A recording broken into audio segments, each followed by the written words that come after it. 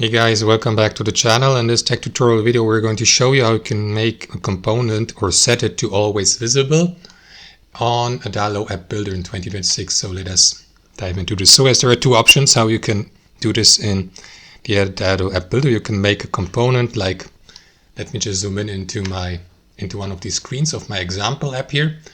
You can make these components like lists, for instance, and so on and so forth. Make them always visible or only partially visible after a specific action when your app user hovers his or her mouse over it. And you can set the visibility to always visible by clicking into the component, and here in the component settings, click into these three dots next to the component name, choose change visibility, and from the visibility switch from sometimes visible, which is, as previously explained, or may be connected to a specific action, to always visible. Confirm by clicking into down here, and that's going to make that component always visible. Hope you enjoyed it, got some value from it, and we'll see you next time on our channel.